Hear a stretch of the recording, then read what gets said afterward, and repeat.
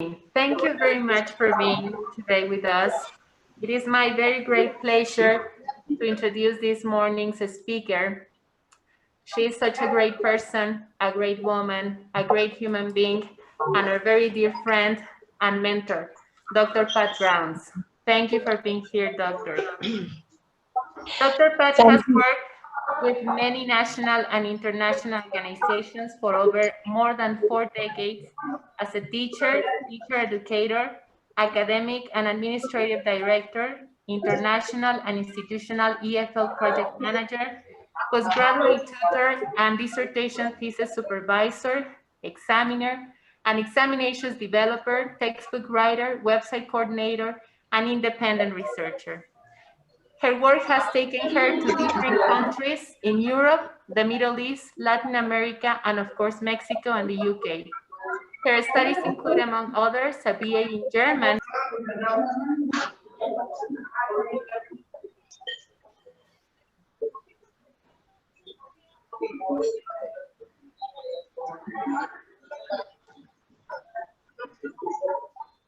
Está apagado tu micrófono, Laurita.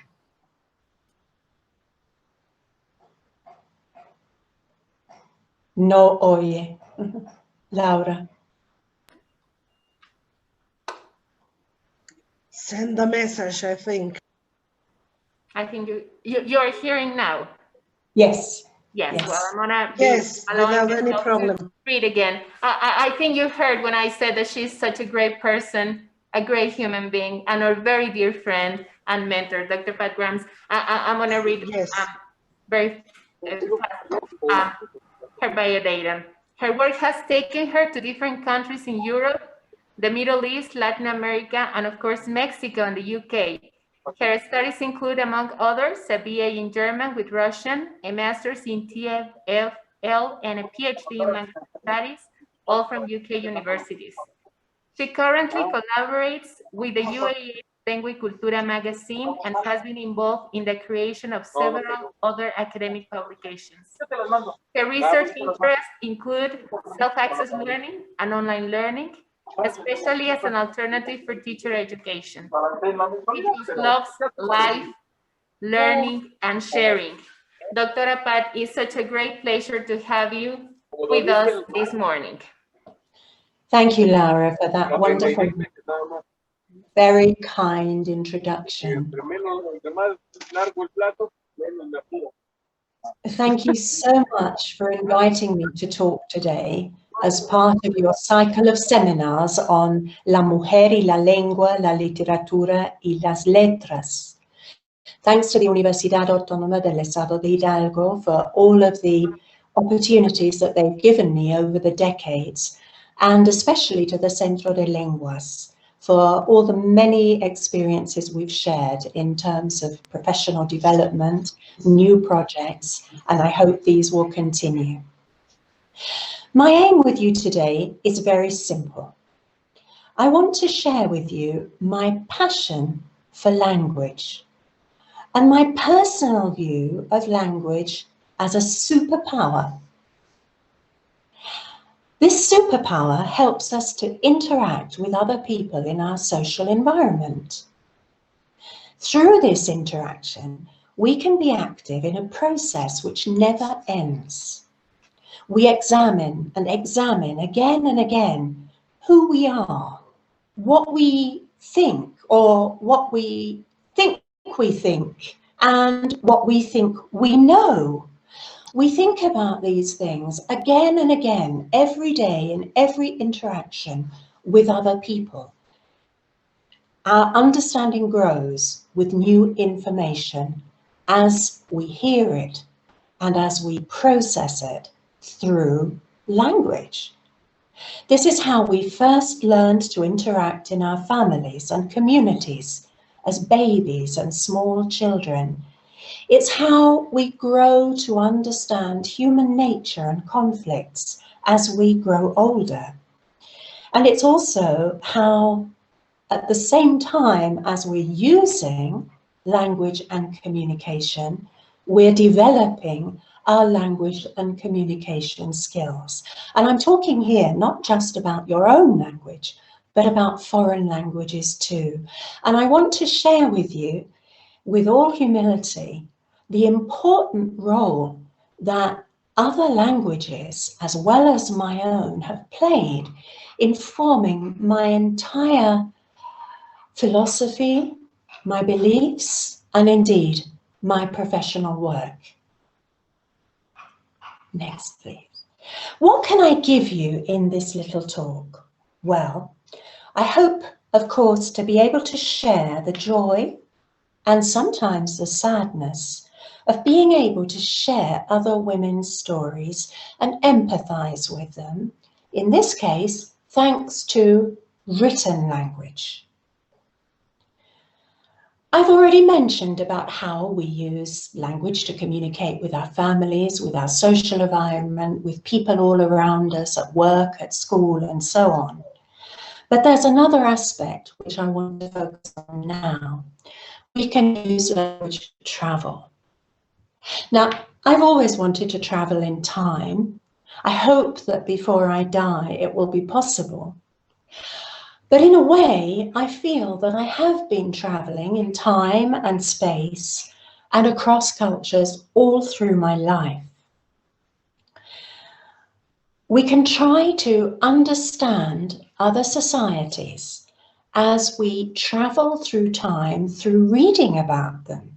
When I was growing up, this was all through books. Of course, now we can do this through the internet. There is so much, and I'm going to give you some examples of what obscure writing and literature you can find if you look far enough in the internet.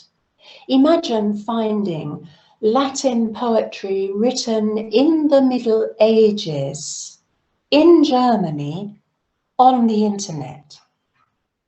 So we're so fortunate today, even though we can't physically travel in time and space, we can travel through our minds. We can try to understand other people, other countries. We can empathize with them, with their sadness, with their joys, as I mentioned earlier, and we can try to understand why their societies functioned as they did before, and whether, in some ways, our own societies are still stuck in some of the same prejudices and practices as in olden times.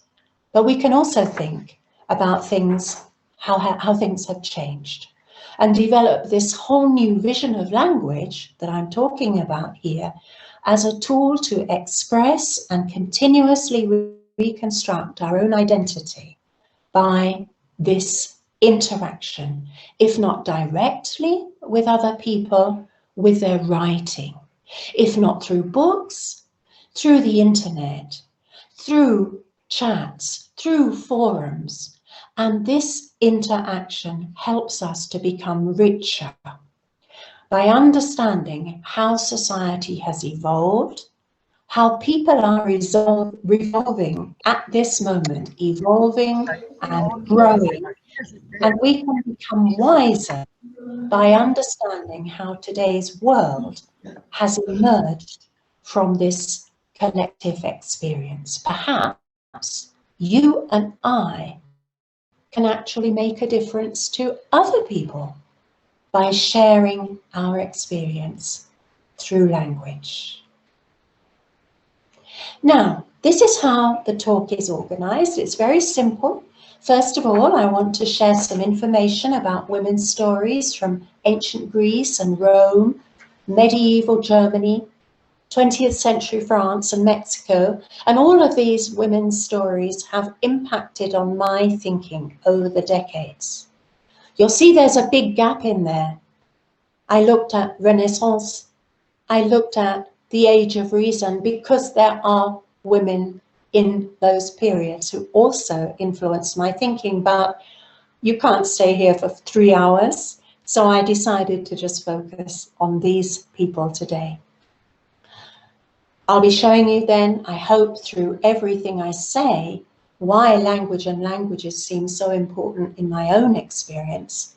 And then there will be time for you to share your own experience with language and hopefully with how some women writers or speakers have influenced you through language today. So that means we can talk about perhaps other media, women newsreaders. I immediately think of Carmen Aristegui, who's influenced my thinking a lot. I think of people like Oprah Winfrey. I think about many other people who through language have influenced who we are. So that's the organization, and let's begin with the stories. Because I'm actually quite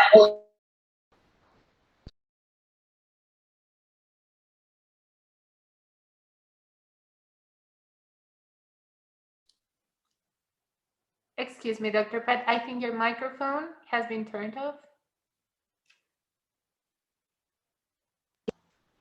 Thank you. Let's begin. Thank you for that. Because I'm actually quite old now, I've actually had time to go back and forward in reading about history and literature and so on. And so to begin with, I chose a story which really moved me when I was at high school. At high school, many of us look at mythology. And through looking at mythology, we find some very interesting things about how men and women behaved in ancient civilizations. And we ask ourselves questions about how things have actually changed today. So when I was studying mythology at high school, senior high school, the gods and their sexism and their abuse of women was a subject of great indignation, even anger for me. In classical paintings, we see beautiful representations of things that the gods did to women. And I hope to inspire you to go into the internet and have a look at paintings of events in Greek and Roman mythology and think about what the gods were doing, particularly what the men were doing to the women. This is the story of one woman who was particularly affected by the anger of the gods. According to Ovid, the Roman poet, who was writing just before the beginning of the Christian era, he wrote about Larunda, who was a nymph. A nymph, as you probably know, is a kind of spirit who lives in the water. There are sea nymphs and there are river nymphs. And Larunda, or Lara, was a water nymph, and her father was the river Almo. Lara was really famous because she was very, very beautiful. She was also famous for her ability with words, for her loquacity. Basically, for talking a lot. She had a big vocabulary and she had a lot to say. Now, she unfortunately was bad at keeping secrets. So one day, she told Jupiter's wife about Jupiter's dreadful behavior with the nymphs, particularly with Juturna. Now, Juturna was a very important nymph because she was supposedly the partner of Janus. That's right, another god. They're all J's here, aren't they? Juturna was married to Janus and Juno was married to Jupiter. So when Jupiter realized that his wife now knew about all his affairs, his naughty affairs with the nymphs, he was very angry. So he decided to punish Lara. He ripped out her tongue and he said to Mercury that she must go to the underworld and she would be punished for eternity for what? For her truthfulness? For her honesty? No, it was for talking too much and for betraying Jupiter. However, on the way to the underworld, Mercury, shall we say, fell in love with Lara. And the result of that was they had 2 children and went to live in a little house in the forest because, of course, Lara had to hide from Jupiter because she had been punished. They had 2 children, and these 2 children became house gods or household gods later on. And then later, Tacita herself, because Lara became called Tacita, silence, and she became a goddess. So, first of all, she was punished because she was not discreet. And then, when she became a conventional, quiet, obedient little wife and mother, she was made into a goddess. What a story. Next. Next slide, please. Do these things, there we are, there's the goddess, Tacita Muta, a goddess, a silent goddess. Silent because her tongue was ripped out by Jupiter. Now, Laura already mentioned that for my licenciatura, for my BA studies, I studied German language literature with Russian literature.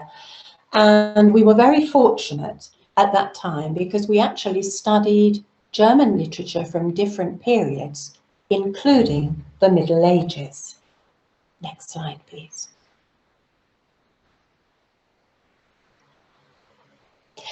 This is how I discovered a woman who had a tremendous impact on my life.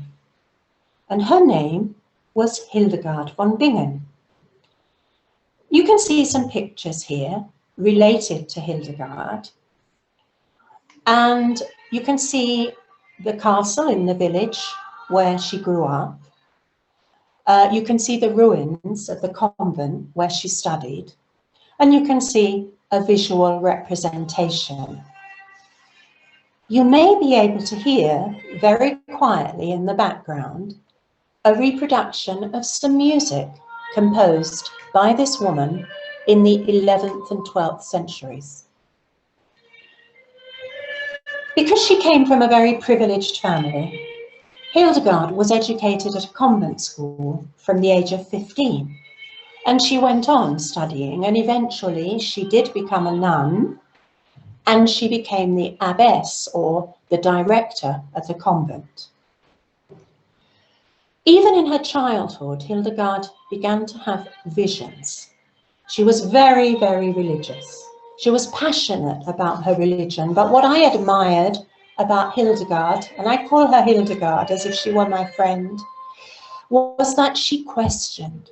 She did not just accept what other people told her to believe. Indeed, she developed religion. She was a mystic. She was a metaphysical philosopher. She was a composer. She questioned and developed her own interpretations of the divine. She became a major philosopher of the Middle Ages. She wrote poems. She wrote plays. She studied anatomy. She studied herbalism. She became a doctor. And she, within the convent, fought to increase respect and responsibility for women within her religious context, and achieved a lot to enable women to participate more in the religious life in the 12th century. I came across different things that Hildegard wrote in Latin and in Middle High German, Mittelhochdeutsch, if I think Sandra's here, she'll appreciate that. And although I don't totally agree with all of her religious beliefs, because I have my own, I do empathize with her passion to find out more, her passion for education. Today, people talk about lifelong learning. Well, my friend Hildegard was doing that in the 12th century. So, hey, what's new? And if you want to find out more about her, There are some links on the slides, and you can get the slides as well if you'd like. I believe the session is being recorded. But I can't go on without actually giving you a couple of examples of Hildegard's work that particularly moved me as a young woman on my BA course at a university in England. And I read her in Latin, which I studied at high school, and in German. The first poem talks about the creative power behind everything we know in our world. Hildegard calls this creative power behind everything the greenness, or in German, die Grünheit. And she considers it to be a special power which is part of the divine, which comes from whatever you believe the divine is. O nobilissima viriditas, O nobilissima viriditas, quae in solis rota super terram gloriosam splenderit effusus. Nulla terrena excellentia comprehendit sensibiles aut non. Tu circumdata es amplexibus divinorum mysteriorum Dei per arma nimis. Tu candidum quasi a prima luce ableguntur, et meridiem sole quasi per candorum. Next, please. O noble greenness, O most noble greenness, rooted in the sun, shining forth in streaming splendor upon the wheel of earth. No earthly sense or being can comprehend you. You are encircled by the very arms of divine mysteries, and you are radiant like the red of dawn, and you glow like the incandescence of the sun. Die Grünheit, the greenness, the divine power which is behind everything on our earth. The second poem is about love, a very special kind of love, the kind of love which we can all see shining through our world, through our people, if we have eyes to see it. Die Liebe überflutet. Von der Tiefe bis hoch zu den Sternen überflutet die Liebe das All. Sie ist liebend zugetan allem, da dem König, dem Höchsten, sie den Friedenkuss gab. So love flows through all things, from the deeps down below to the stars on high. Love flows through all things and gives them affection. For love gave the kiss of peace to the greatest king of all.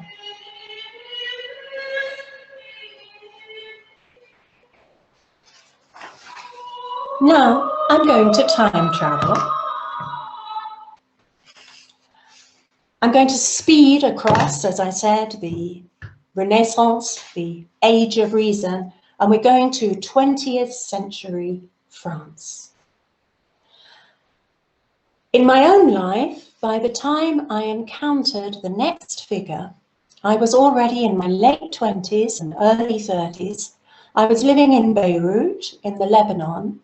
I was practicing my French and my English, and I was studying a bit of Arabic, and a friend of mine, who was older, introduced me to the work of Simone de Beauvoir. It's really hard to know where to begin with this other outstanding woman. She came from a very interesting family. Her father had aristocratic connections. He was an atheist, and he was a lawyer, and he worked for the government. Her mother was very different. Her mother was from a very, very wealthy bourgeois family, and her mother was very, very strictly Catholic in a very conventional way. So that must have been very interesting for Simone, another friend, Simone, growing up in this household where the father was atheist and the mother was a devout Orthodox Roman Catholic. Simone was obviously very intelligent, and her father encouraged her to read from a very early age, and he gave her lots of extracts from great literature to read and understand. And he was actually very proud that she was so clever. But her relationship with her father became very difficult because he also felt that he had failed her in some way because he didn't have enough money to give her a big dowry, dote. He couldn't pay someone a gift to marry her. Now, of course, this didn't bother Simone de Beauvoir at all, because she never, ever wanted to get married. She never wanted to have children. All she wanted to do was to study, to be a teacher, and to continue learning.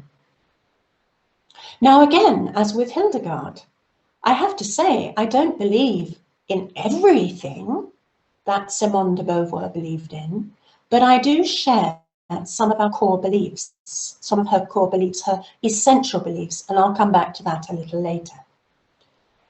So her full name was Simone Ernestine Lucie Marie Bertrand de Beauvoir, and she was the eldest child in this family. And by the time she was 14, having been a very, very religious child, she also became an atheist. And it was when she went on to study at the École Normale that she met Jean-Paul Sartre, and they became great friends, and very quickly they also became lovers. First of all, she went and studied with him and his friends for their public examinations from the École Normale, and then they became lovers, and theirs was a very unusual relationship, particularly if you think that we're talking about the 1930s. Some people don't know that Jean-Paul Sartre actually proposed to her in 1931, but she refused to marry because she wanted to continue with her own life in her own way. So they were partners. They called themselves essential partners because they were totally committed to each other. But within the relationship, they allowed each other freedom to have relationships with other men and women, and they called these contingent relationships. I suppose both of them believed that if you marry someone, you do not become their possession. You continue to be a free person, and you continue to be able to live your life according to your priorities, which is a very interesting concept. I actually like to think that perhaps many of us have combined some of the elements, this belief that our partner is not our possession, but at the same time, perhaps some of the ways in which we carry out our relationships are more conventional. This is why I say, I don't believe everything that I read. I don't share the beliefs of every woman that I read, but I believe that every time we read something, we question our own beliefs, our own philosophy, and somehow reconstruct what we think and who we are. So Simone de Beauvoir was active in the French resistance, going back to her life in the Second World War, and it was just after the Second World War that she published the work that she's perhaps most remembered for. And this was called Le Deuxième Sexe. And it was published in 1949. There are 2 volumes.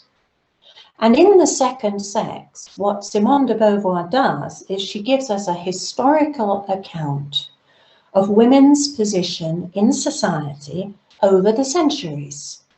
And she suggests alternatives. So very briefly, that's what The Second Sex is about. But there are 2 volumes, as I said. The first one is Facts and Myths, and the second one is called Lived Experience. And it's in the second volume that she talks about France in the 1930s, 40s, her life in France and where she believed people were in Europe in relation to the position of women in society at that time.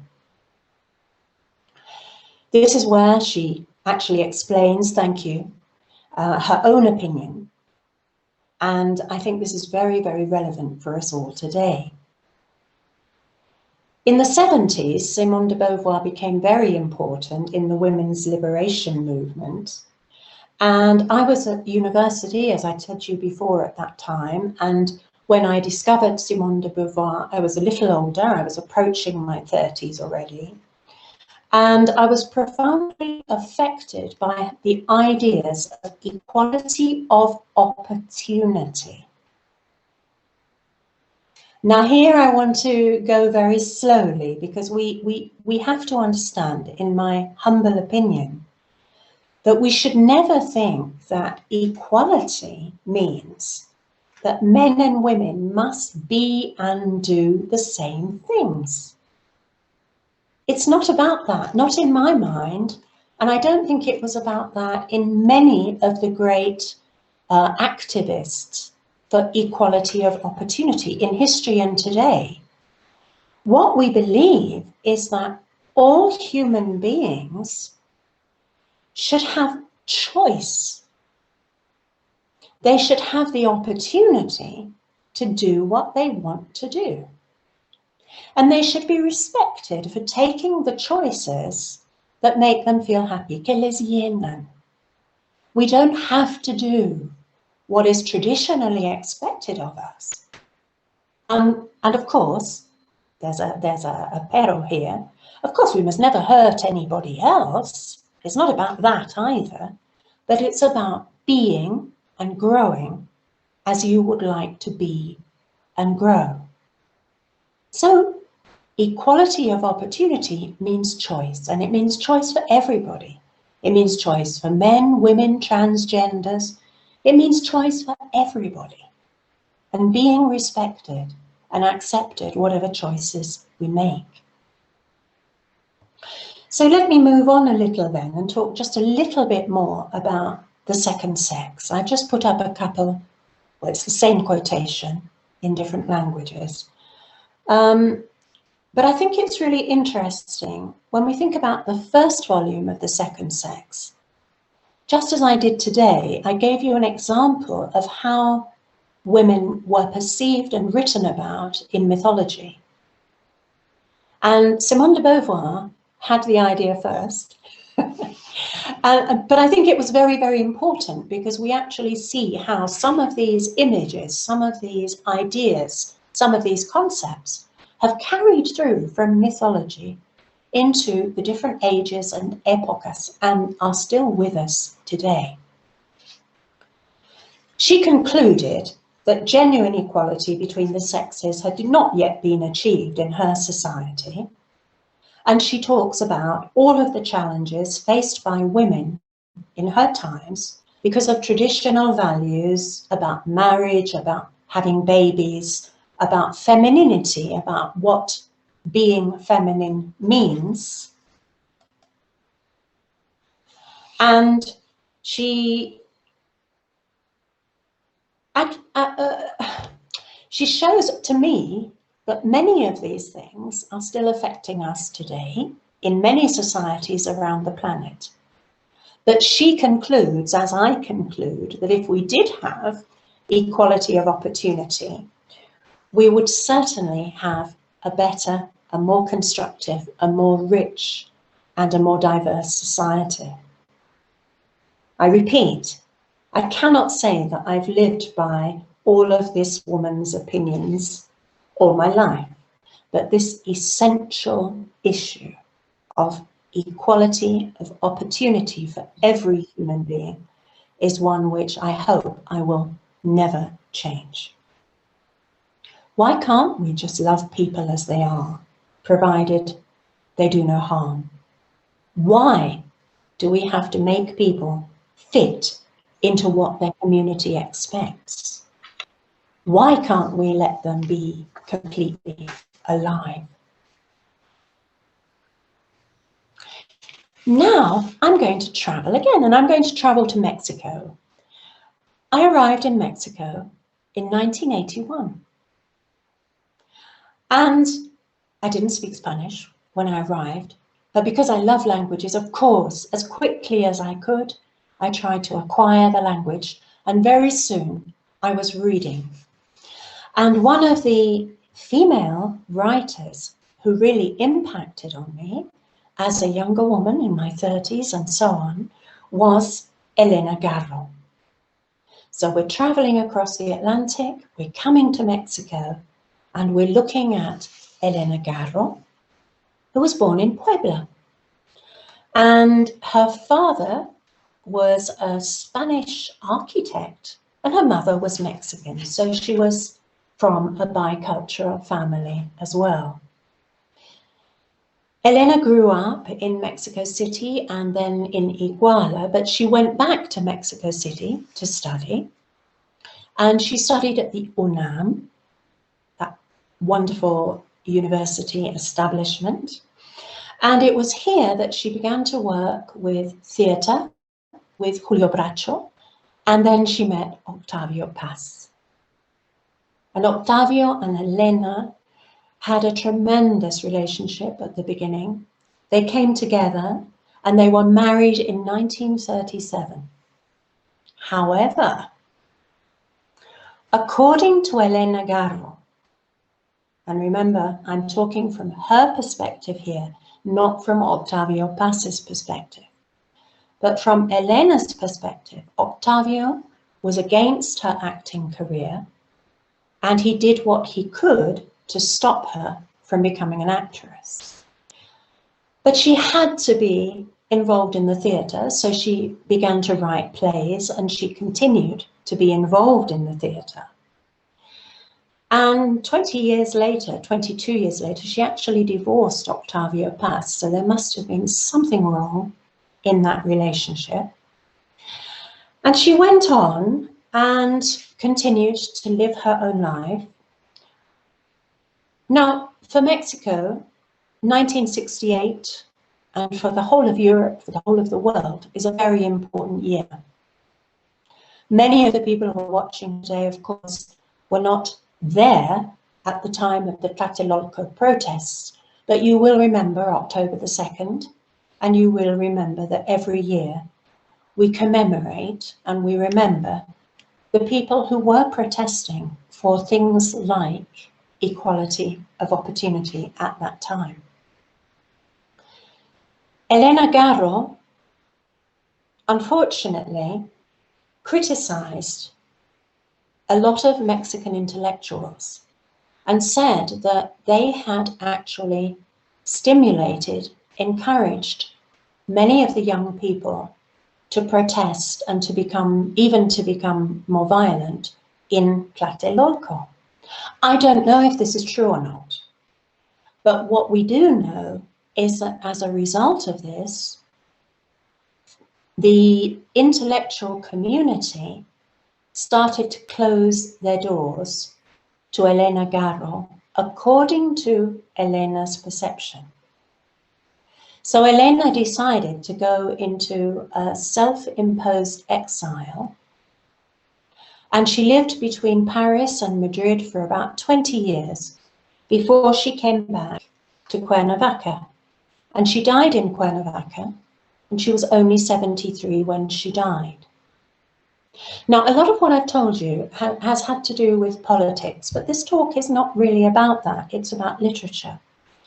And actually, now that I've told you that background, I have to share that what truly interests me about this woman is her literary technique.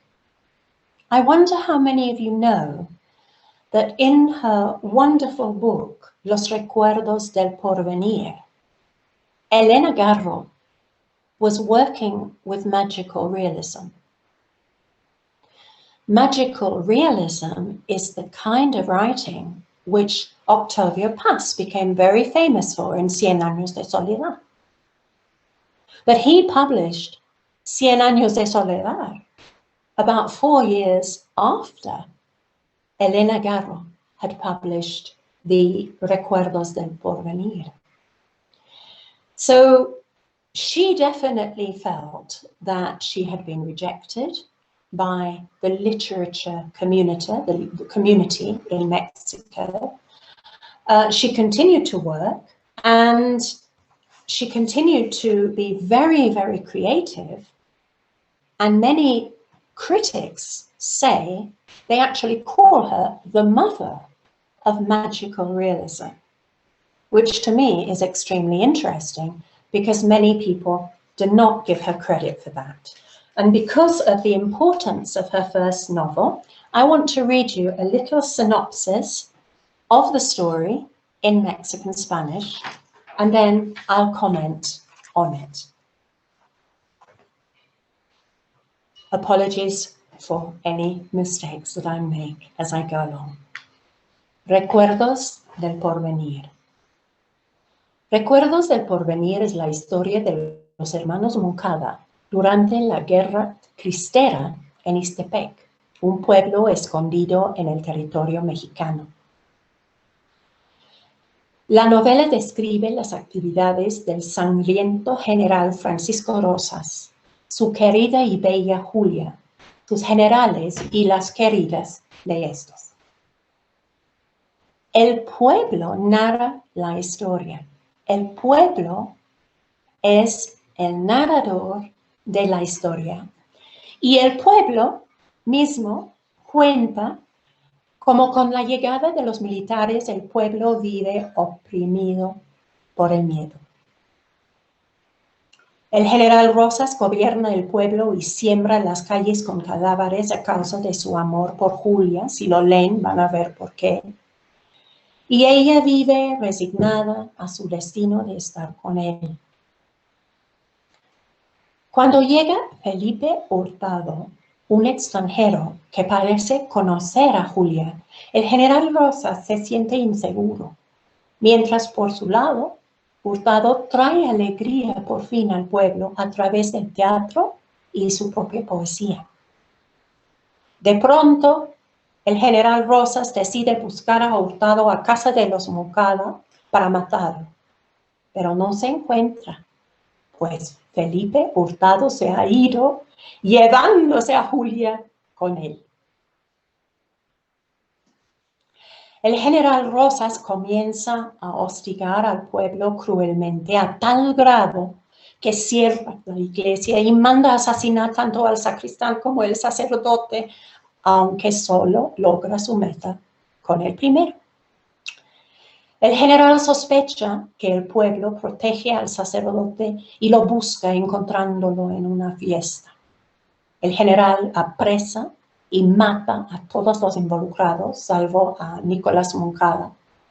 El hermano de Isabel, de quien Rosa se enamora después de la huida de Julia, pues solo fue una mujer. Aquí hay otra, no hay problema, ¿verdad? Isabel Moncada, al ser testigo de la ejecución de su hermano Nicolás, que regresa para ser ejecutada, se siente culpable por amar a su asesino. Completamente despechada, Isabel se convierte en piedra. Y el general deja de ser como antes y un día desaparece del pueblo para nunca volver. ¡Qué historia, verdad! Aquí van unas citas de gente muy famosa, mucha más famosa que obviamente su servidora humilde.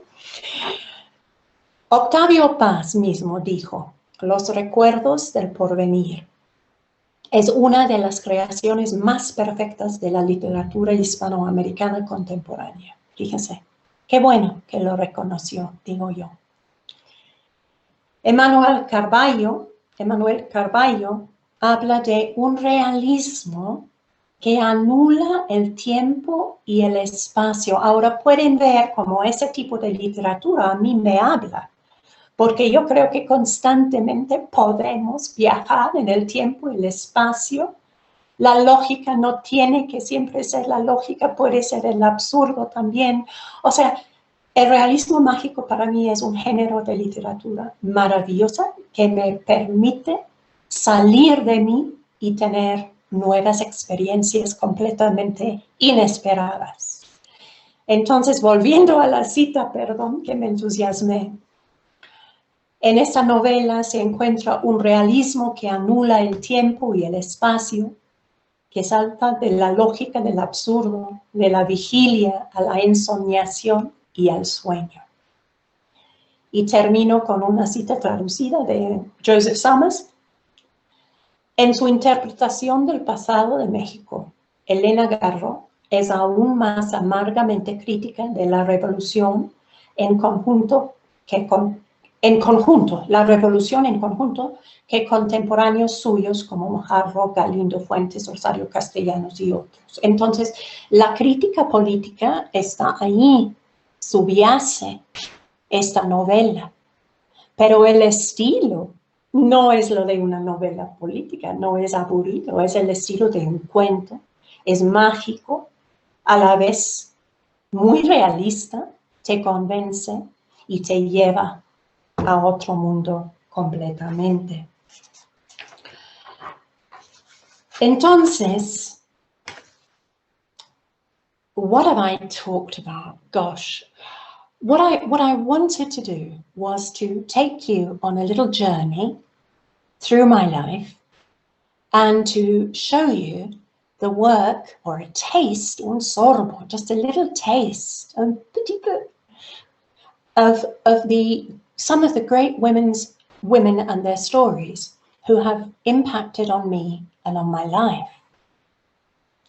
And now I hope that some of you would like to answer one or more of these questions. So, which women's stories from other times, places, and cultures have you been able to share through their own language or through another language, but through language, through this superpower, which is language no es un requisito para la escuela, it's a superpower. It helps us to time travel. How much do you actually share my perception of language as a power, which helps us to transcend where we are, particularly in our current situation? And how far do you think that language is a vital tool to express and to reconstruct our own identity and understanding through this constant interaction with people, whether it's face-to-face, as today, whether it's online, whether it's through books, whether it's through the internet, whether it's through chat? Language enables us to make contact, to question ourselves, and to grow. So, any questions, any comments, please do participate. Dr. Pat, this has been wonderful. You make me feel butterflies in my stomach. I cannot really say that I am a feminist because of the different things women have said recently. I don't agree with them saying that we are better than men, that they should be mistreated, they should be killed, they all are criminals. That's not correct.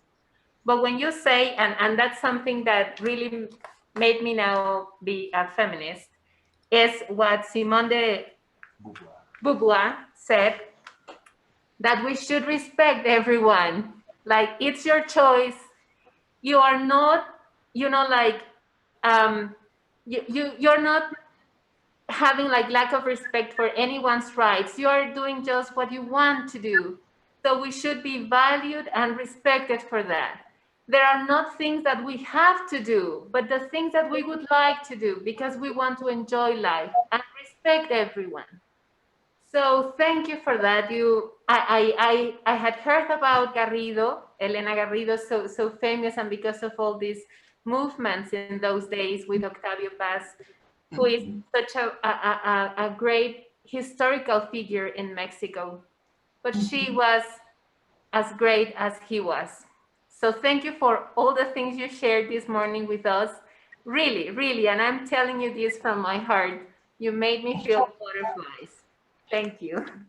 Thank you, Laura. That's a wonderful reaction. And I have to underline, I am not certainly an activist in a violent sense. Yes. I think I've shown you different sides. I've been perhaps too honest. Different sides of what has formed me, and it has to do with a certain kind of relationship, I would say, with religion, philosophy, history, and society. And it's something which has evolved over time, but never at any time would I personally say that anyone of any gender should be violent towards others, and that there are other ways of achieving our goals in life and helping other people to achieve their goals. Yeah.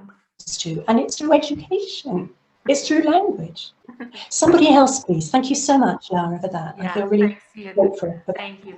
Please feel free to. I would also like to say thank you for your talk today, Dr. Pat, and congratulations, because it was great how you took us on this journey from the ancient times to the present times with these contemporary writers like Elena Garrido. It was awesome, Dr. Pat. I think that it is hard to talk about Women's Day without thinking about the important accomplishments of so many women who have done so much to contribute to this equality of opportunities that we all have at present. It came to my mind this woman, Rosa Parker, which made such a great effort, no, trying to, well, challenge what was possible to do in her time. And she did both two things. She managed to show that we all deserve the same opportunities, but also she contributed to develop these anti-racism policies, which is also so up to date at present with the unfortunate things that have happened with movements like Black Lives Matter and the death of this man, Floyd, who we all sorry so much. But you also planted the seed on us for reading and for going back to those wonderful women who have written such wonderful pieces of literature and that tell us about historic issues that we all must know in order to make informed decisions about politics also, but also to inspire us to make changes and to take certain ways in our lives. So thank you for that, Dr. Pat. Thank you very much indeed, Claudia. And again, I mean, I acknowledge how difficult this last year has been for everybody. And I confess something else. For several months, I found myself unable to read. But somehow I got back. Of course, I had to read things for work, but I mean reading for pleasure. And I'm proud to say that I've been reading, I read a wonderful novel about Ireland, which obviously included stuff about the role of women, another about Wales, another about the Bangladeshi community in the United States, the immigrant community, which was very interesting. And again, lots of social comment there. And I guess one of the things that worries me, it's deeper than worry. One of the things that really touches my heart is that in different parts of the planet, for different reasons, some societies have really apparently not been able to evolve for different reasons. Some societies don't evolve because they don't need to, because they're ecological, because the way they live. I'm thinking of some of the ethnic communities here in Mexico. They don't need, they're happy as they are. Not everybody, some people. Again, this is the equality of opportunity thing, isn't it? And this is what I believe, that through our work as education and language teachers, whatever language, we're encouraging communication and we're encouraging people to think critically about other people's lives, about their society, about their own lives. And as we develop and try to live a good life, we can have a positive impact on life around us. It's not about violence for me. So thank you very much indeed for that, Claudia. Thank you for that, Doctor. Yeah, I agree. Absolutely. I don't know. Thank you so much. Anybody else? I'd love to hear from some more people in Spanish or in French or in German or in English, preferably not Latin. I've just about forgotten most of that. Just modern languages, please. Yeah. Hello, this is Ana Morales from Huejutla. Anna, long time no see. I see you on Facebook. How are you?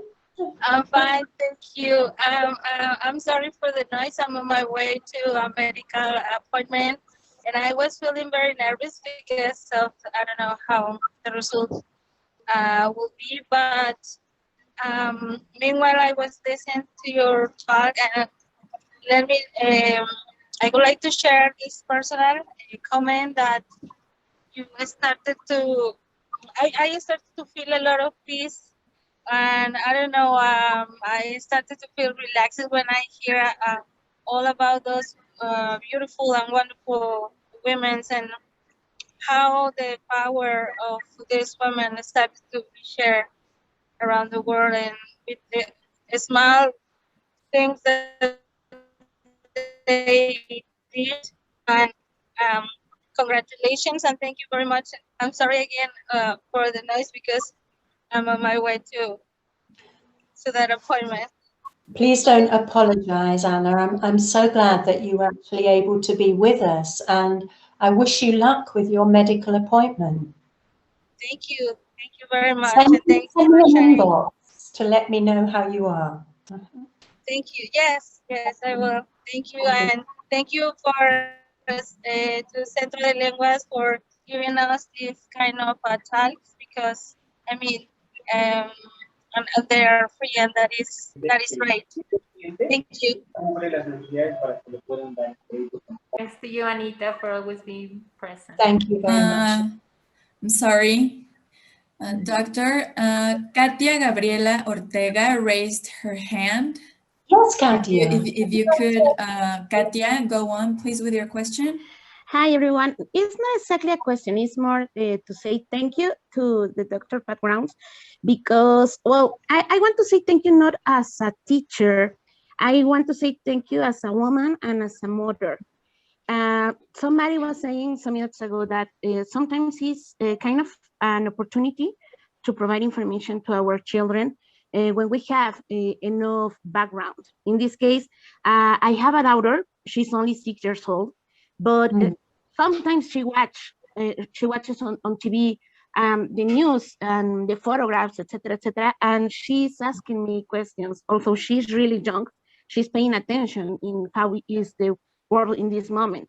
So for me, it's kind of interesting to try to give her the opportunity to know all the things about the feminism, but not the violent part. I want her to know that we as women, we have the opportunity to do anything we want as men. I mean, in my case, I really want I have also a boy, and I want them to remember that they are exactly the same and they have the same opportunities. And well, all the examples that you mentioned today obviously are really good and really helpful when you want your daughter to know about feminism. For instance, I remember that early in the morning I was telling her some information about Marie Curie. I was talking about Polish lady. Yeah, and I don't remember the name of the movie, but I was talking about this woman who worked at the NASA. So for me, it is very good to have this background because I can help my daughter, especially, to remember all the power that she as a woman has. Thank you so much. Katia. Thank you so much for that. I do think it is important. I didn't myself have the joy of being a mother, but with my nephews and nieces, I could give you another whole session just on wonderful experiences of being an aunt and a great aunt to such a wide range of different people. And you would be amazed. Here in Mexico, we have 4 nephews and nieces. In Britain, I have 3 nephews and nieces, but I also have another 1, 2, 3 great nieces and nephews. And so I have different generations. And it has been wonderful for me to build a relationship with them all. And I must say that just at this very moment, it's a crucial moment in the life of Melissa. Melissa is 9 and she has discovered Spanish. And when we Zoom, we speak in a little bit of Spanish. Hola, hola, ¿cómo estás? She's beginning to make contact with this idea that there is something outside her own immediate community. And so this is again, thank you very much indeed, Katia, for responding, because I think it's so important that what we do by example, how we interact with younger people. And we can only hope that they'll actually evolve and that gradually things will get better and people will be valued for who they are and what they are and the choices they make, and not for other things such as gender. Yeah, totally agree with you, Doctor. In this moment, is kind of one of our responsibilities to give all the young ones, all the children, the opportunity to remember that they are exactly the same and they all have the same opportunities. Thank you so much. Thank you, Katia. And maybe think of it as we are products of Hildegard von Bingen's greenness, this divine power, which helps us to grow from the beginning, from the first moment of conception, all the way through our lives. And we can choose whether we want to grow or whether we don't. Thank you so much, Doctor. Lau, I don't know if we have some more minutes because Maria Enriquez also raised her hand. Yes, I think we have a chance to hear one more person. Thank you. Maria Enriquez, go on, please. Okay, well, I just want to thank you, Pat. Thank you, Dr. Pat. And I don't know the concept of feminist, really, but I think that all women have the right to choose whatever they want to be, like you said. And no one is to put them a stop to their dreams. And that's being, if they choose to be a housewife, to be a doctor, to be a scientist, whatever they want, they can be with no limits. But it's their choice. It doesn't have to be a scientist. Like I said, they can be just in their house if they're happy with that. That's their choice.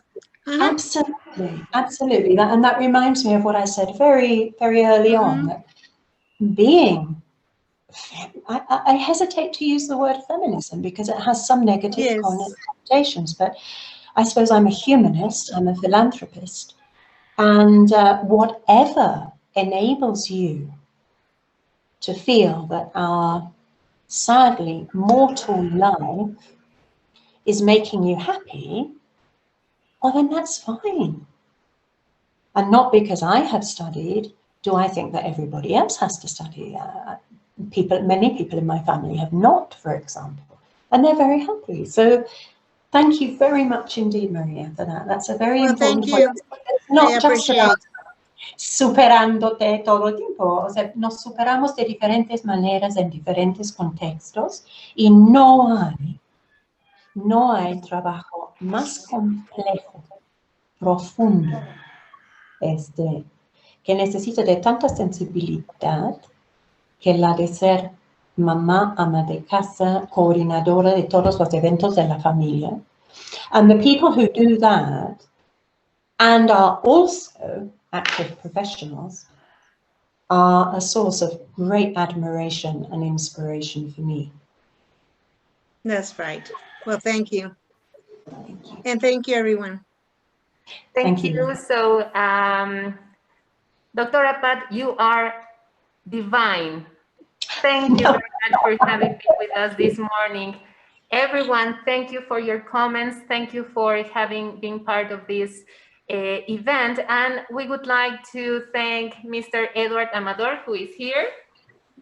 And Thank you, Edward, for for inviting this me. wonderful idea of creating webinars around women and all the things we daily do.